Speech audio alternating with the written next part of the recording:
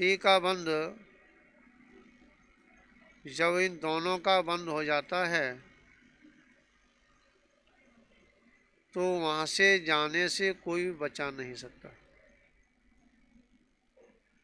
गति का बंध प्रति समय प्रत्येक जीव का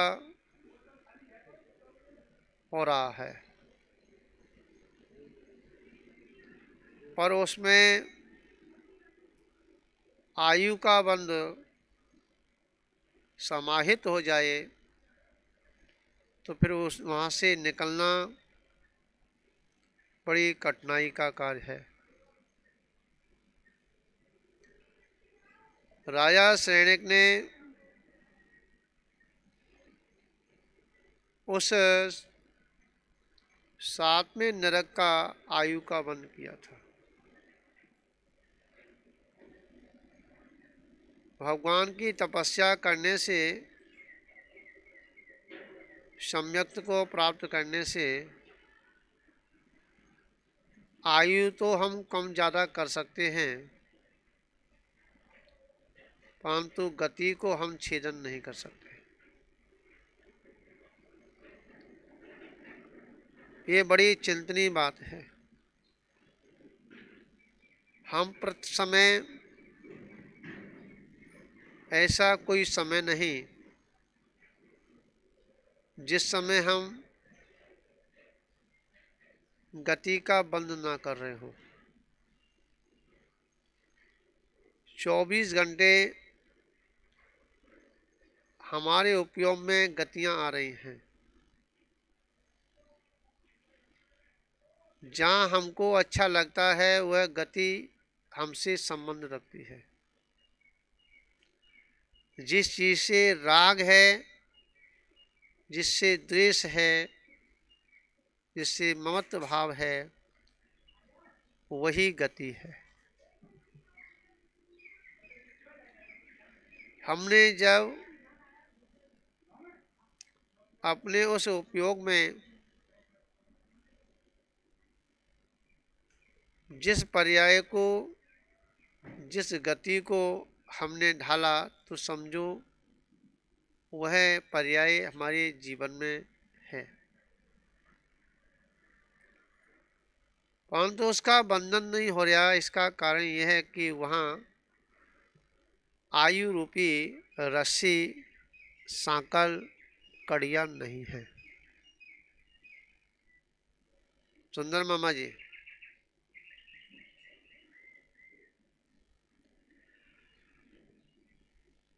राजा सैनिक ने मुनि ईशोधर के गले में मृतक सर्प डाल दिया। ये कल कथा बड़ी हम सभी ने सुना था, और वह 3 दिन तक तो राजा अपने उस राज्य कार्य में संलग्न रहा, बिजी रहा। जब वह चौथे दिन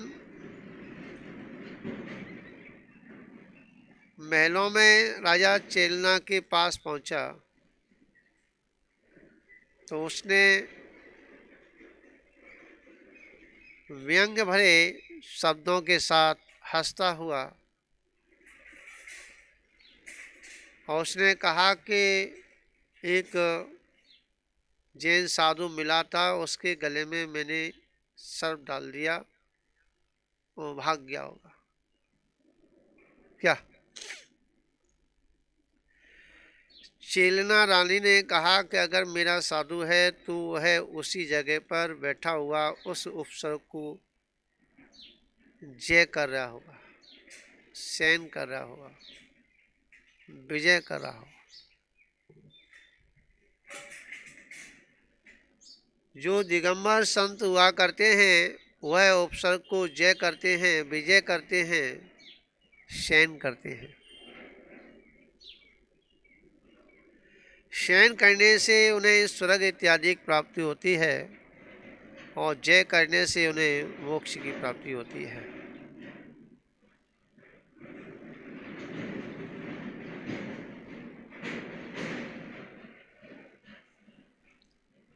तो चेलना और रानी दोनों ही उस साधु के यशोधर स्वामी के पास चलते हैं और चेलना ने एक उपचार सोचा।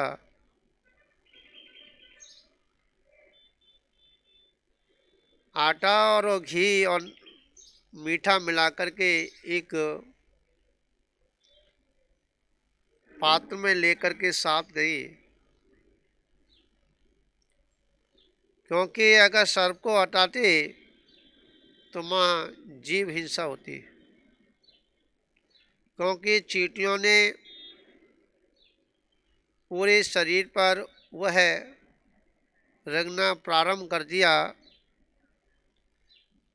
और वो पूरा गला पूरा शरीर चींटियों ने चुनना प्रारंभ किया। जब वह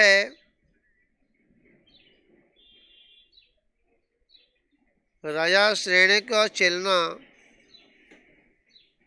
दोनों ही जब मुनि यशोधर के समीप पहुंचती हैं, नज़दीक पहुंचते हैं दोनों लोग,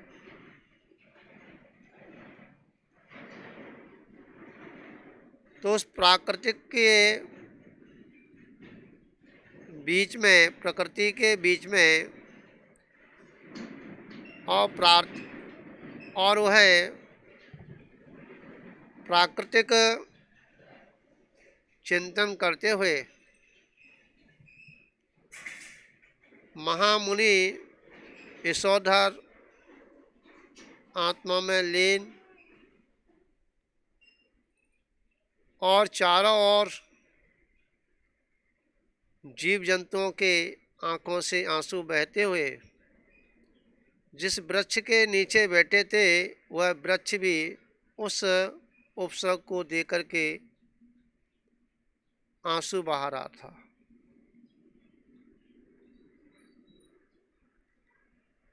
जब चेलना ने उस दृश्य को देखा,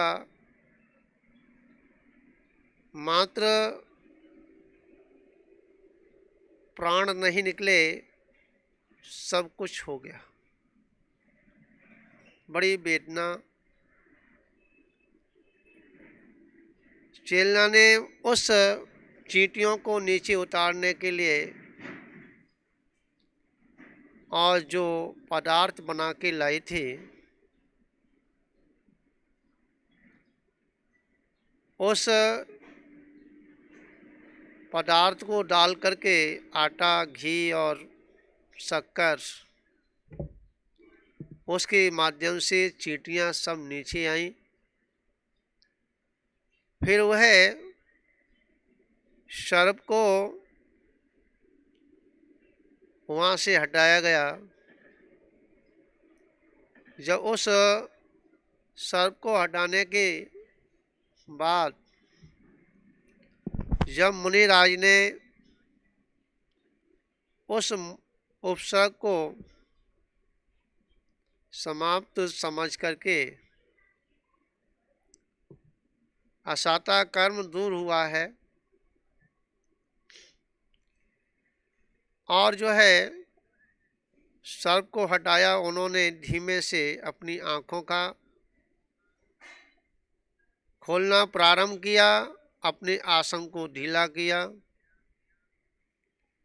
और बाहर निकल के आए तो राजा श्रेणिक और रानी चेलना दोनों सामने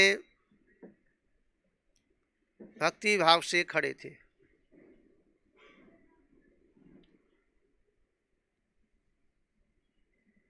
जब यशोधर महामुनि ने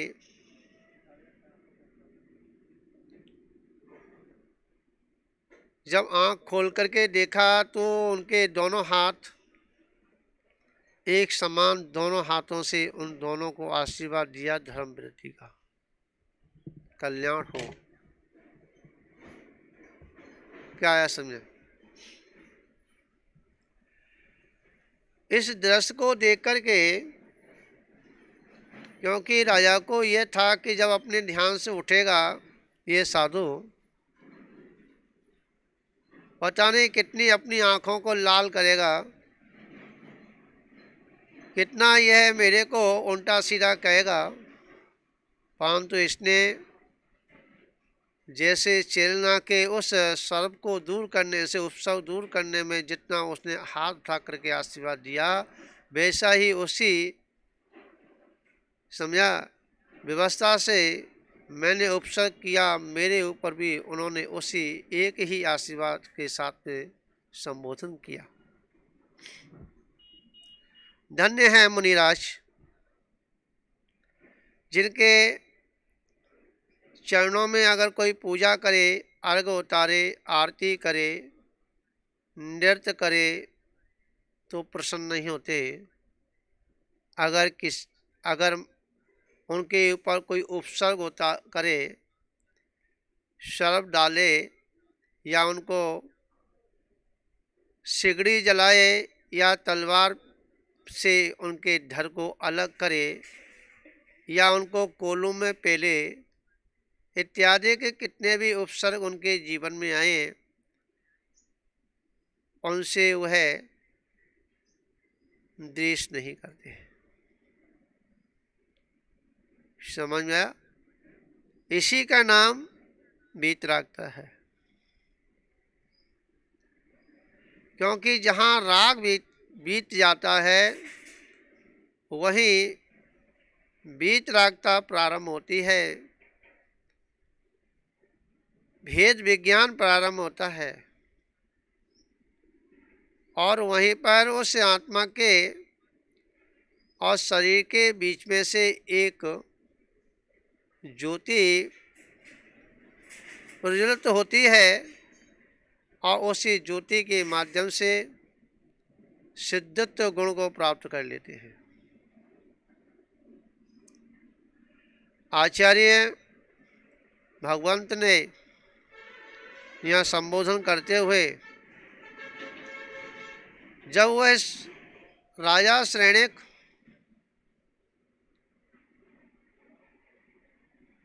सोच रहे थे कि यह जमीन फट जाए, क्या फट जाए? जमीन फट जाए और मैं इसमें समा जाऊं, मेरे समान कोई कलंकी नहीं है। मैंने ऐसे महान मुनि के उपसर्ग जो किया, जिसके कारण से मुनराज को इतनी पीड़ा हुई, मेरा इस जमीन पर रहना, ऐसे कलंकी बनकर के रहना, जगत के लोग मेरा क्या कहेंगे?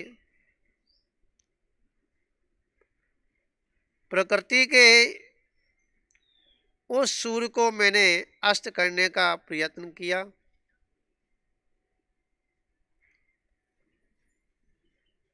और इस जंगल में रहने वाले जीव जंतु भी मेरे को दुराचारी कह रहे हैं। प्रकृति अपने आंखों से आंसू बहा रहे, जमीन फटे और मैं इसमें समा जाऊं, ये उसके मिथ्यात्व ध्यान चल रहा था, आर्द्र ध्यान चल रहा।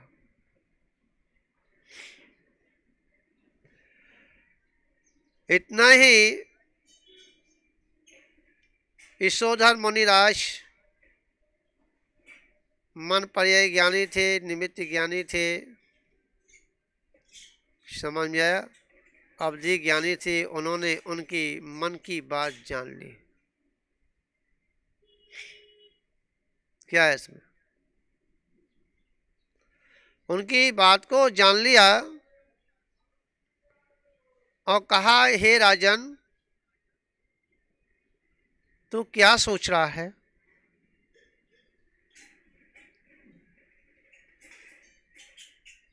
क्योंकि सबसे बड़ा पाप अपघात है।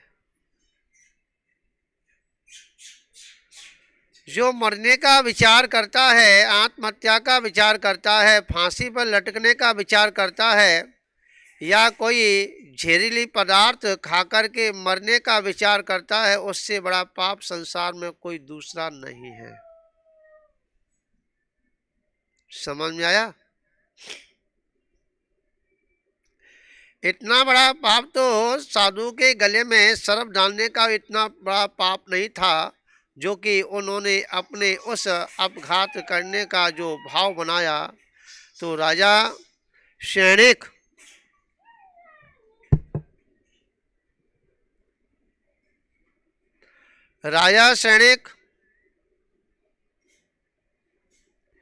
से कहा, हे राजन, क्या कर रहे हो? संबोधन किया। उस प्रकृति के बीच में प्राकृतिक सौंदर्य को लिए हुए सूर्य चमकता हुआ उनके मुख और बिंद से जब गंगा की धारा निकली, झिलमिली जब निकली और उस राजा सैनिक को संबोधन किया,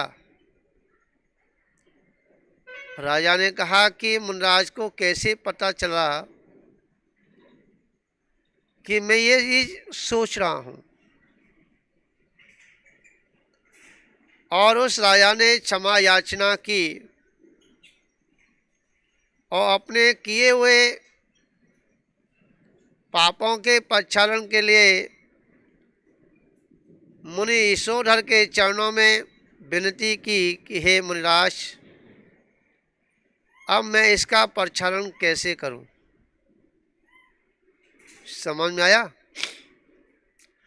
और उस राजा सैनिक को श्रावक के व्रत दिए और कहा कि तुम्हारा इसी श्रावक के व्रतों के माध्यम से तुम्हारा कल्याण होगा। समझ में आया? कहने का तात्पर्य यहाँ यह है कि प्रभु के चरणों में आओ, कैसे भी आओ, चाहे दीप जला करके आओ, चाहे दीप बुझा करके आओ, चाहे थाली सजा करके लाओ, चाहे थाली उल्टी करके लाओ। समझ में आया? चाहे वह तपता हुआ जल लेके आओ, चाहे आप क्षीर,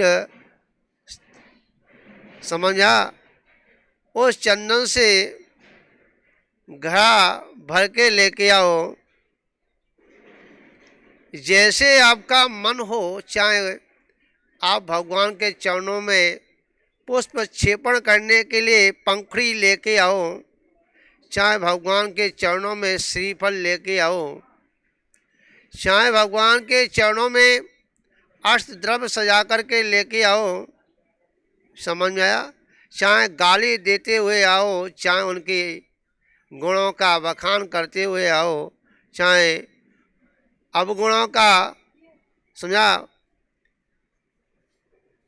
बखान करते हुए आओ, परंतु एक बार दिगंबर संत के चरणों में आ तो जाओ। क्या विचार करना?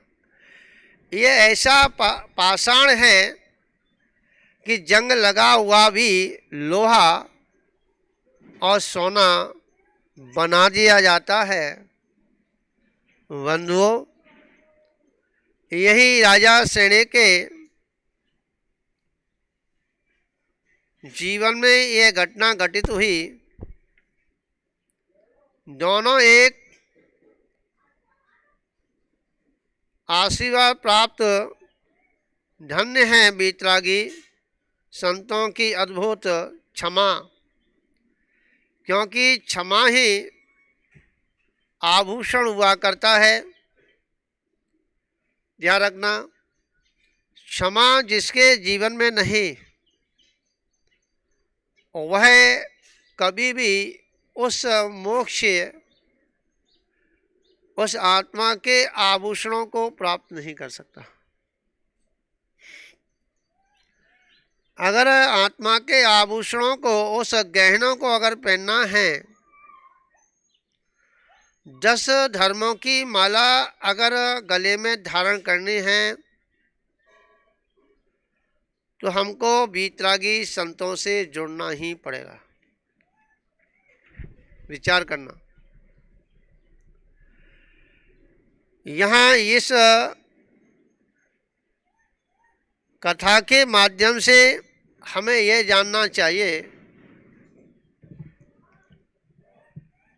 कि हमको कभी भी जीवन में जो मूक प्राणी हुआ करते हैं, उन मूक प्राणियों की कभी भी हमें पीड़ा नहीं देना चाहिए। और जो दिगंबर संत हैं, जो कि प्रकृति के सूर्य हैं, एक सूर्य वो हुआ करता है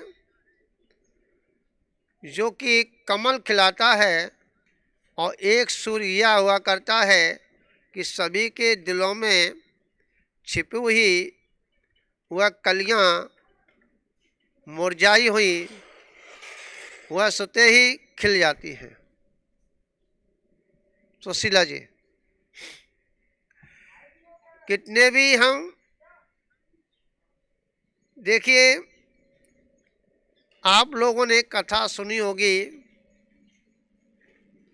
ब्रह्मकलाल जी की,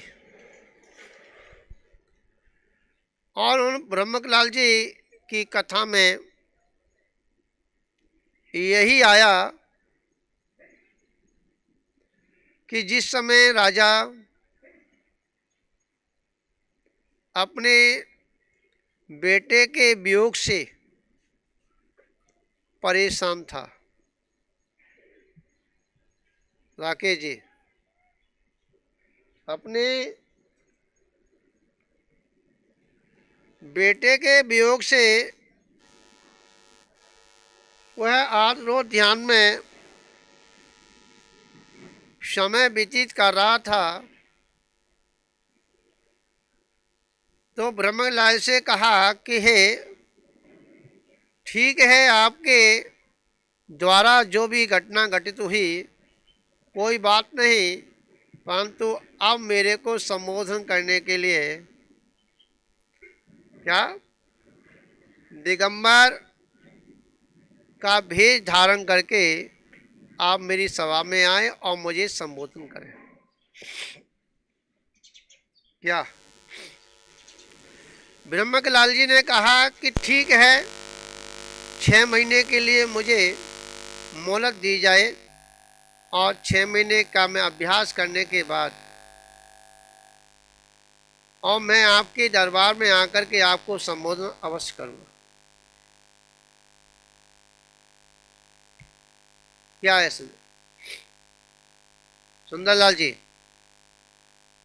6 महीने का उन्होंने मोहलत मांगी, और 6 महीने का उन्होंने घर पर नग्न रह कर के, समझ में आया, और 22 परिसों को शयन करते हुए अभ्यास के रूप में,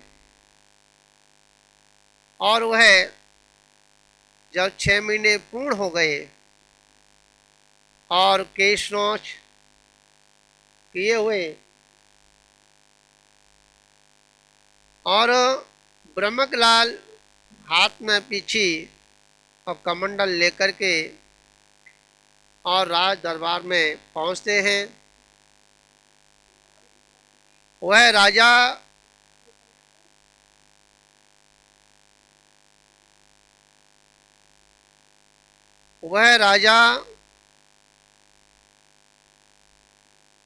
जैसे ही उसने ब्रह्मकलाल जी को मुनि भेष में देखा, वैसे ही वह अपने सिंहासन को छोड़ और दंडवत उन्होंने नमस्कार किया, नमोस्तु किया, उच्चासन दिया, और फिर वहाँ उपदेश हुआ। और उपदेश में ब्रह्मकलाल जी ने जो प्राकृतिक जीवन के बारे में उन्होंने दर्शाया कि जिसका जन्म हुआ है उसका मरण भी निश्चित है, और जहाँ दुख आया है तो वहाँ उसके पीछे सुख भी उसके पीछे अवश्य आएगा। ये सुख दुख का एक क्रम है। उस राजा ने हाथ जोड़ करके और मुनिराज से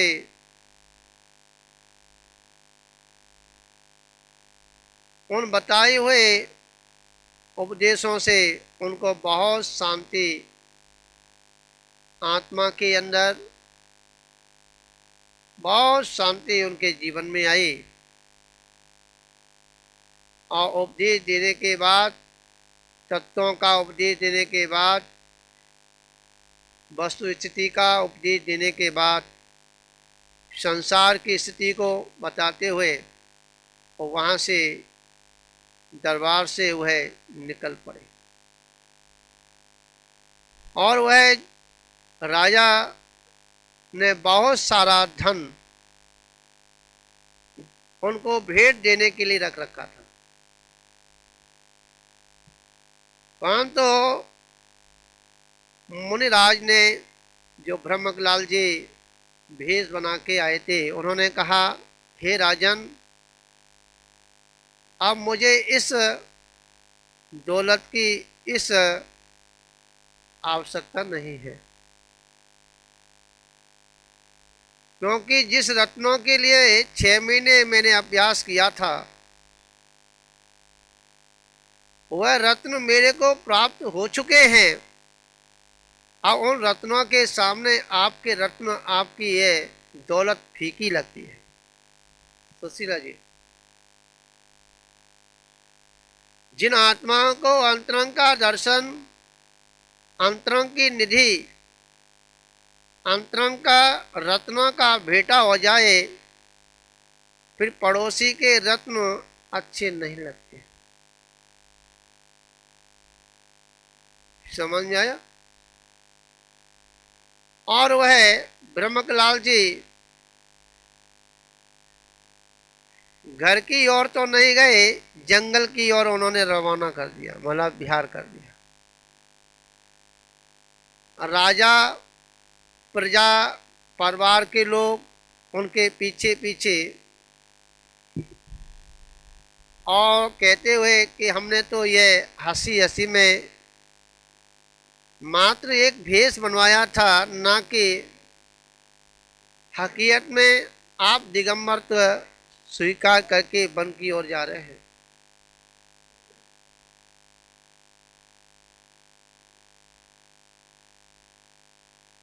जब वह मुनि ब्रह्मकलाल जी ने क्या कहा, सारे नाटक संसार के हो सकते हैं, परंतु मात्र एक ही एक नाटक ऐसा है कि वो एक बार ही होता है, बार बार उस नाटक का खिलवाड़ नहीं होता।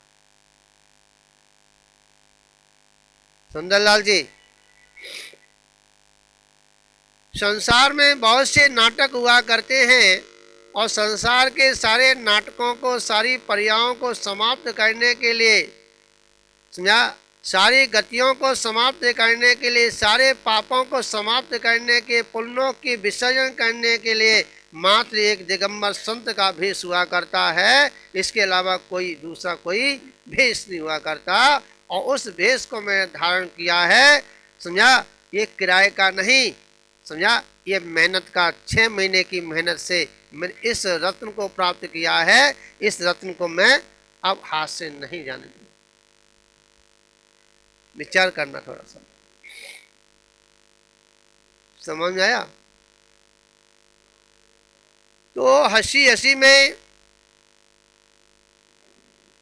और वह स्वांग रचते रचते रचते रचते ऐसा स्वांग रचा कि आगे रचने की आवश्यकता नहीं पड़ी। और कहा भी है, गुरु के पास जाओ तो ऐसे विचार बना के जाओ कि घर आने बाकी ना रह जाए। समझा? जब भी गुरु के पास जाओ तो ये भावना अवश्य भाओ कि ये दिन मेरा कब आए। समझा? जब मैं इस अंतिम नाटक को स्वीकार करूं। क्या संसार का अंतिम नाटक है सुंदरलाल जी। हंसने से काम नहीं चलेगा, मामी को छोड़ना पड़ेगा। समझ आया? जब गुरु के चरणों में जाओ तो ये भावना अवश्य भाओ कि संसार में बहुत से नाटक, कितने भेष मैंने बदल दिए। समझा? इसी पर्याय में मैंने कितने नाम धराए, कितने कितने मैंने नाटक रचाए। हाँ, कभी राजा बना, कभी रंक बना, कभी घोड़ी पे चढ़ा तो कभी गधे पे जाके बैठा, कभी पाटे पे जाकर बैठा, कभी गल्लभ के गड्ढे पे जाके बैठा, कभी जमीन के क्या उस कीचड़ में बैठने को जगह नहीं मिली। समझ में आया? ये बचपन से लेके, गर्भ से लेके मरने तक का नाटक हम ये साक्षात तो अभी देखते हैं। ऐसे नाटक हम जो हैं अनादि काल से हर पर्याय में करते चले आ रहे हैं। परंतु एक नाटक एक ऐसा है, दिगंबरत्व का नाटक ऐसा है, अगर ये दिगंबरत्व का नाटक अगर समझ में आ गया तो आगे मात्र समझ में आया, 3 भवों से ज्यादा उसे विचरण नहीं करना। कितने? 3 भवों में उसका नाटक हमेशा के लिए समाप्त हो जाता है। समझा? क्योंकि एक बार भावलिंगी संत बन के, समझा? और मैं आपको बता दूं, भावलिंगी संत की बाहर की क्रियाएं तो विपरीत हो सकती हैं, परंतु अंतरंग की क्रियाएं उनकी विपरीत नहीं हो सकती। क्योंकि बाहर की क्रियाएं द्रव्य क्षेत्र काल, समझा, की व्यवस्था से बाहर की क्रियाओं में परिवर्तन आता ही है। समझ में आया सुशीला जी? जब साधु दिल्ली में आता है तो उसे दिल्ली का पानी का प्रभाव ये होता है कि उसे कुछ बदलाव लेके आना पड़ता है। आचार्य महावीर कीर्ति महाराज, जब आचार्य आदि सागर जी महाराज के पादमूल में थे और वहाँ से जब दीक्षा लेकर के और वह उत्तर भारत की ओर, कहाँ पर? उत्तर भारत की ओर जब उन्होंने प्रस्थान किया,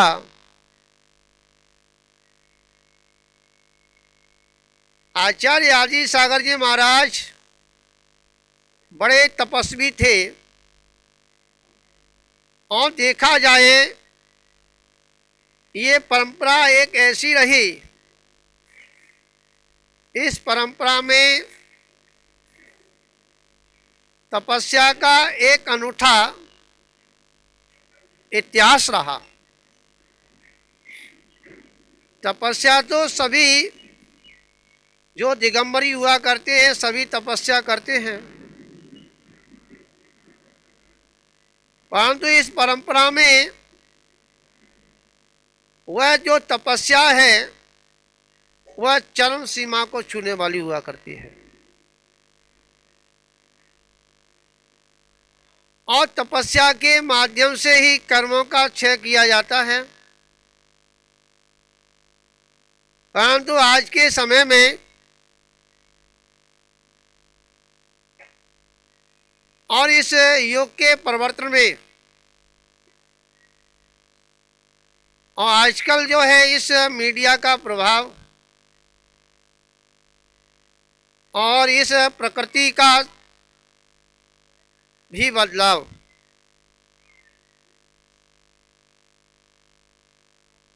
कुछ चेंजिंग आई, परंतु आचार्य आदि सागर जी महाराज ने जब आचार्य महावीर कीर्ति जी मुनि महाराज से कुछ उपदेश दिए थे, संकेत दिए थे। देखिए, आप उत्तर भारत से आए हैं और इस उद्गांव से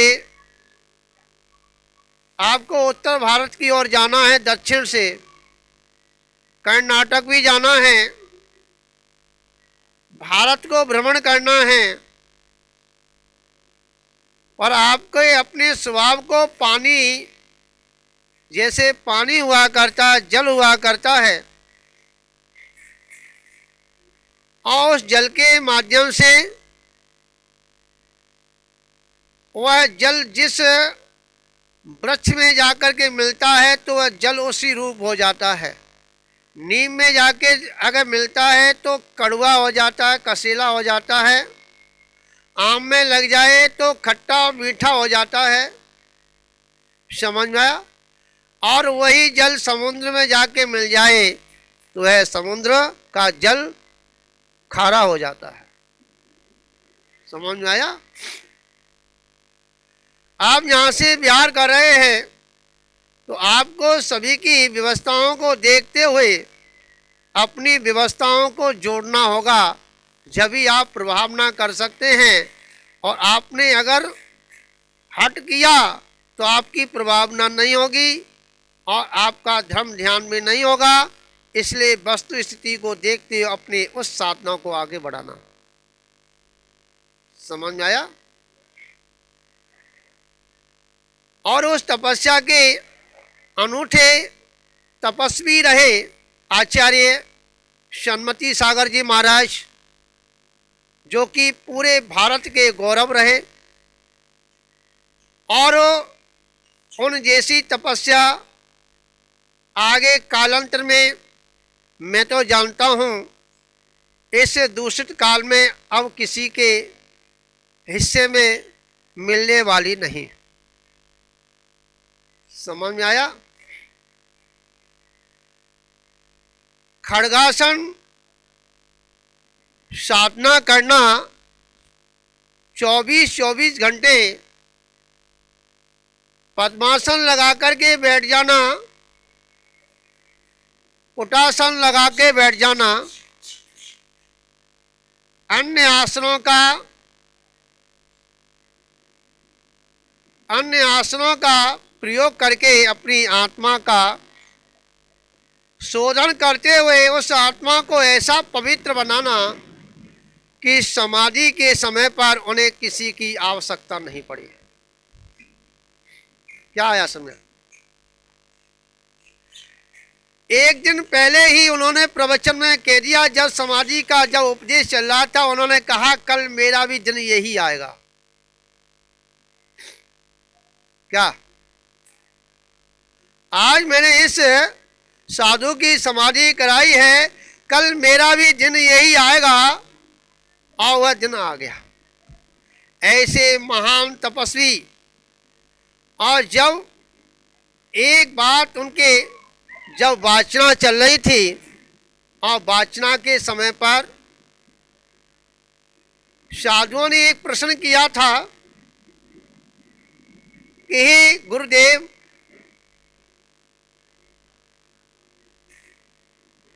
जब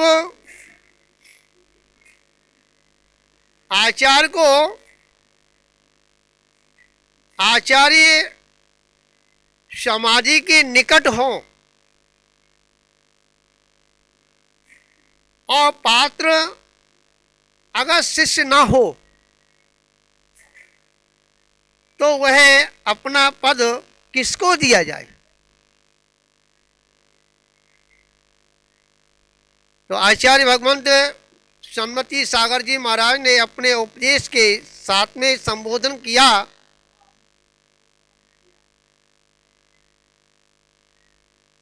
समझ में आया?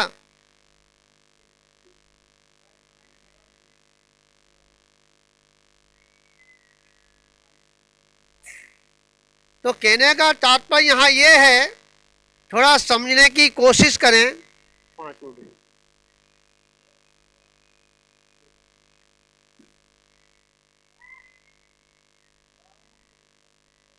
कहने का तात्पर्य यहाँ पर यह है, समझने की कोशिश करेंगे आप। आचार्य भगवंत ने कहा कि जब कोई शिष्य उनके नजदीक ना हो, जब उससे शिष्य की उस धरोहर को सुरक्षित न रख पाए, उस कुल की परंपरा को निर्वाह करके न चला पाए, तो ऐसे पद को भगवान महावीर के चरणों में समर्पण कर देना चाहिए। और यही आचार्य भगवंत ने अंतिम समय उन्होंने अपना भगवान महावीर के चरणों में समर्पण कर दिया। कहने का तात्पर्य यहाँ ये है कि कर्म बड़े विचित्र हुआ करते हैं। महान आत्माएं अपने जीवन को सार्थक करके और अपना कल्याण कर जाती हैं, परंतु उसके पर चिन्हों में चलने वाले बड़े